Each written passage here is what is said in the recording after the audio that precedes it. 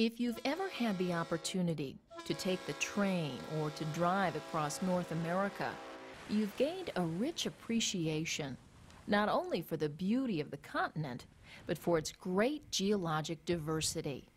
From the rocky shores of the Canadian Maritimes to the coastal plains along the Atlantic seaboard, from the prairie in the continent's heartland to the towering Rocky Mountains, or the volcanic peaks of the Pacific Northwest.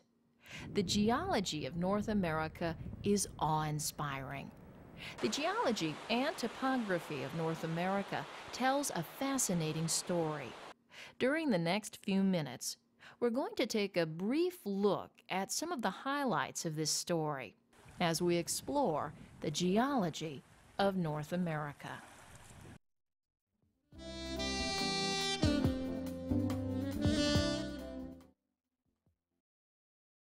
For hundreds, if not thousands of years, people have pondered the origins of North America's great mountains, its deep-cut canyons, expansive blue lakes, and sweeping plains. Early Native Americans passed on stories, many of which are quite scientifically accurate, describing significant geologic events. With the arrival of Europeans, scientific analysis began to piece together the geologic story of North America. Only during the past few centuries, a mere blink of an eye in geologic time, has our understanding of how North America was formed begun to take shape. This process of painting a more complete picture is still taking place today. Through the work of surveyors, physical geologists, historical geologists, paleontologists, and other scientists, we've gained a better understanding of the lengthy, complex, and ever-changing geologic history of the continent.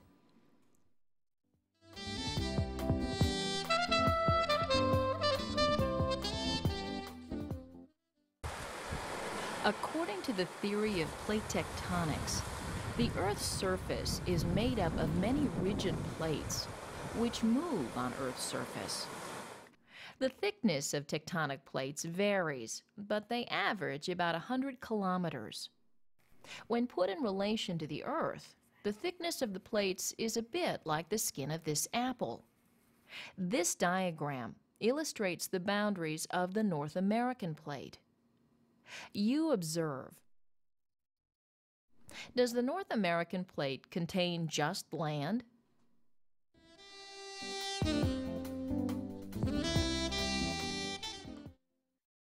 No, the North American plate contains more than just the North American continent. It also includes portions of the Atlantic Ocean seafloor. The interaction of the plates over time has played a very important role in shaping Earth's surface and has been responsible for numerous geological processes such as earthquakes, mountain building, and volcanic eruptions.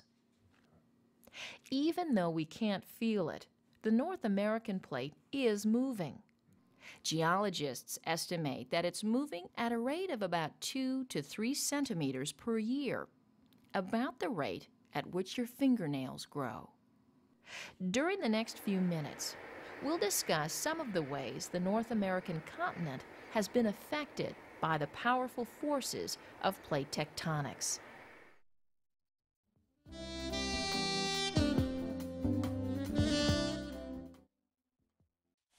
When you think about sports, such as skiing or hiking, mountains immediately come to mind. There are numerous mountainous areas in North America. Let's describe 3 broad mountain systems. The Appalachian Mountains stretch from Alabama along the eastern United States to Newfoundland, Canada. The Rocky Mountains stretch from New Mexico northward into Alberta and British Columbia. And the Pacific Mountain System stretches from California through the Pacific Northwest into British Columbia. Within these broad mountain systems are smaller mountain ranges. For example, the White Mountains in New Hampshire are part of the Appalachians, as are the Chic-Choc Mountains in Quebec. Mountain building is the process of forming mountains. Geologists use the term orogeny to describe the process of mountain building. The process of orogeny is varied and often complex. The Appalachian orogeny is believed to have begun over 400 million years ago through a series of mountain building events initiated by tectonic plate collisions. The complex events which created the basic structure of the Rocky Mountains, called the Laramide orogeny, are believed to have occurred approximately 65 million years ago as a result of the North American plate and the Pacific plate colliding. The Cascades are considered to be the most volcanically active mountains on the continent, formed as a result of the Juan de Fuca plate subducting under the North American plate. Subduction is the process of one plate moving under another plate. This is still occurring today and is the force responsible for volcanic and geothermal activity in the Cascades. The Sierra Nevada mountains in California are mostly made of granite, formed from molten rocks when dinosaurs roamed Earth. Less than 5 million years ago, the Sierra Nevada range was uplifted or pushed up by tectonic force to form the mountains we see today here in Yosemite National Park. This is just a brief and rather simplistic look at the process of orogeny in some of the larger mountain ranges in North America. Keep in mind that there are other smaller groups of mountains on the continent, and that geologists are still unraveling the story of mountain building throughout the continent.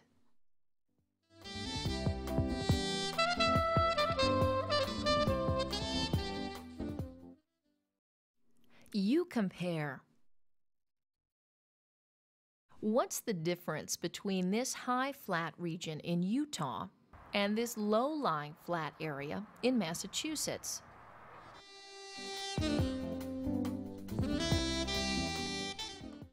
The high flat area is called a plateau, whereas this low-lying flat region near the ocean is called a coastal plain.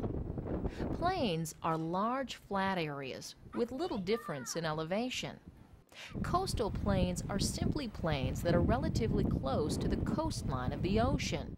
The highlighted area seen here along the Atlantic and Gulf Coast is a coastal plain.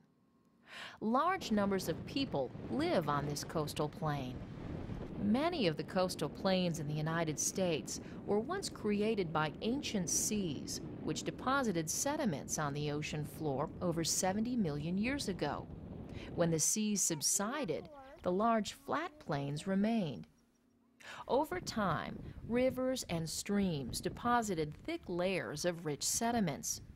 The process in which sediments are dropped is known as deposition. These deposits often provide good soils for agricultural crops.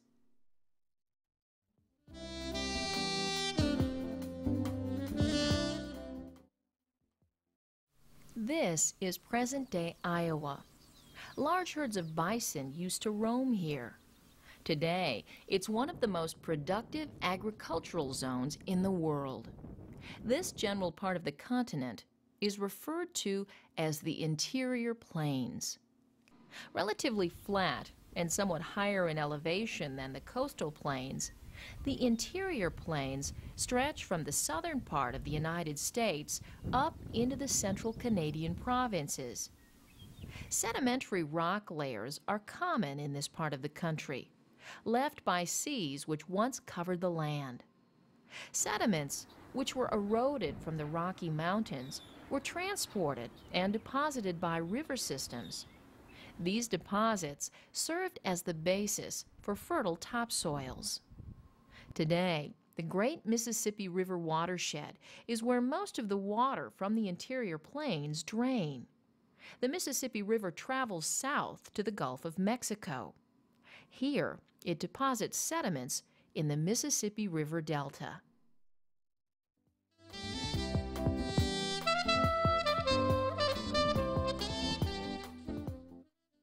The deserts of Arizona, the majority of Nevada, as well as the canyons of southern Utah, comprise a topographic region generally called the Western Plateau.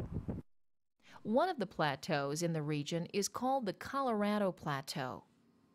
Famous national parks, including Bryce Canyon, Arches, as well as the Grand Canyon, are located within the Colorado Plateau.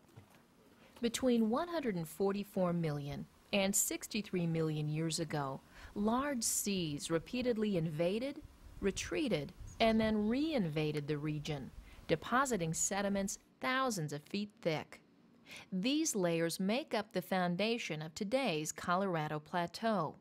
Approximately 15 to 20 million years ago, great tectonic forces within the Earth's crust displaced the region, thrusting it upwards several thousand feet, or over 1,000 meters, resulting in the formation of the Colorado Plateau.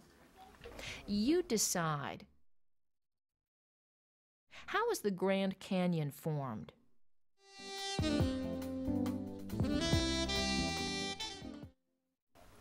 During the past several million years, the Colorado River has cut through the layers of rock in the Colorado Plateau, forming the Grand Canyon, one of the most dramatic geologic wonders of the world. And here, in Bryce Canyon National Park, these strange formations have been sculpted by erosional forces from the layers of the Colorado Plateau.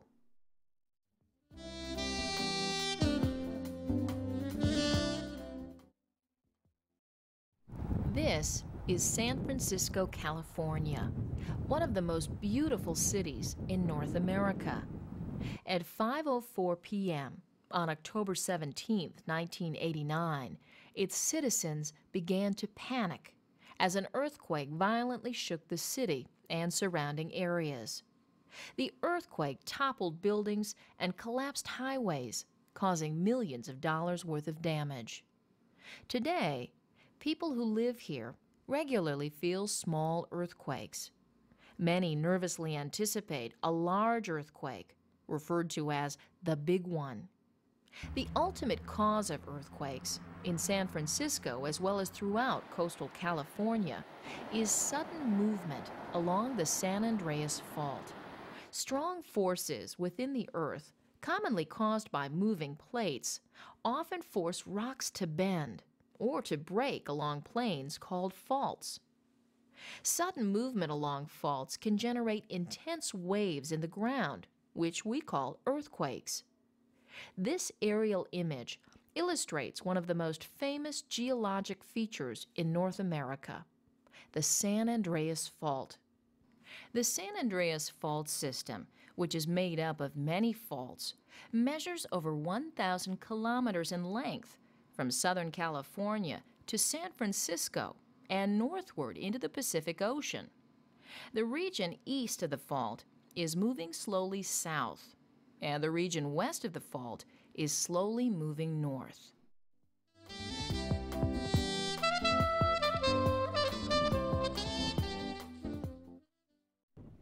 From time to time, throughout North America's history, a large portion of the continent has been covered with massive sheets of ice called glaciers. These periods are often referred to as ice ages. Throughout time, glaciers have advanced and receded over North America. During the past 2 million years, scientists have found evidence of 4 major glaciation periods, which undoubtedly occurred during times of cooler worldwide climates. During times of extensive glaciations, ice sheets may have achieved thicknesses of 3,000 meters, or nearly 2 miles thick. The last major glaciation ended only about 10,000 years ago. This massive ice sheet covered all of Canada and extended as far south as Iowa and Illinois in the United States. The powerful forces of moving ice are believed to have carved out the Great Lakes, sculpted much of the topography in New England, left glacial deposits such as the boulders seen here, and even played a role in the creation of Niagara Falls.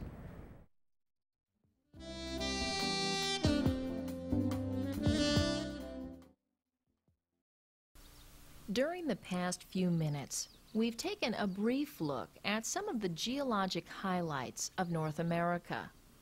We gained an appreciation of the complexity of the geologic story of the continent and the role that geologic time has played in this process. We've discussed the powerful forces that plate tectonics have played in and around the North American plate. More specifically, we discussed how tectonic forces were responsible for the creation of the Appalachian Mountains.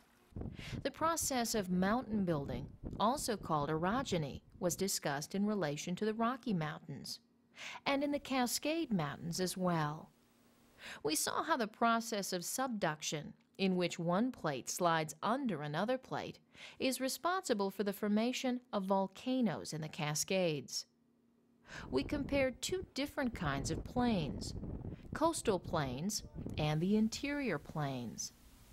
Then, we explored the fascinating geologic history of the Colorado Plateau and saw how the Colorado River cut through the plateau to form the Grand Canyon. The famous San Andreas Fault, responsible for numerous earthquakes in California, was highlighted, and we took a quick look at the role glaciers have played in forming such significant features as the Great Lakes. So, the next time you travel across the United States or Canada, even if it's close to your home, think about some of the things we've discussed during the past few minutes. You just might think about the geology around you a little differently.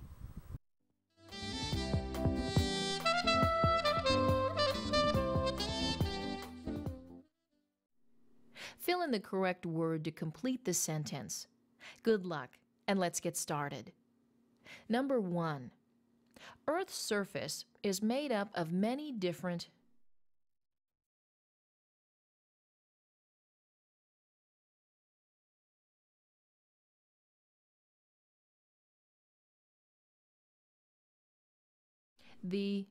of plates is responsible for numerous geologic processes.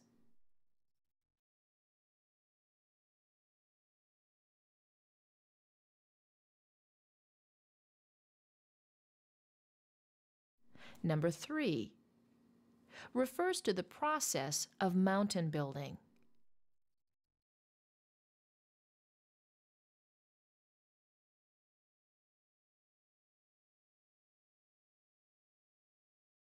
Number 4 is the process of one plate moving under another plate.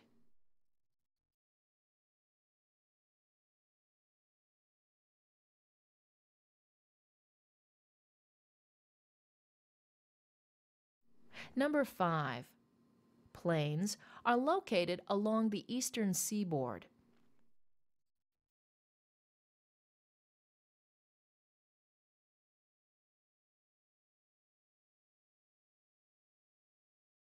Number 6, the interior are areas of intense agriculture.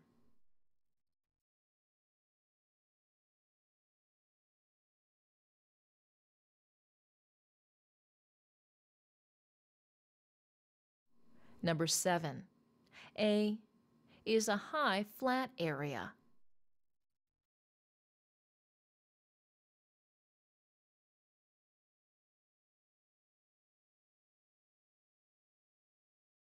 Number 8, the Grand Canyon is cut from the plateau.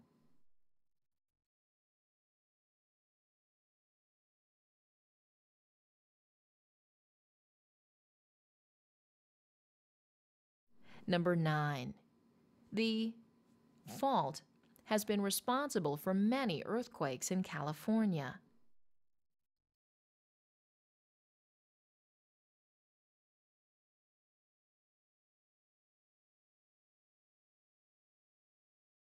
And number 10, the Great Lakes were formed by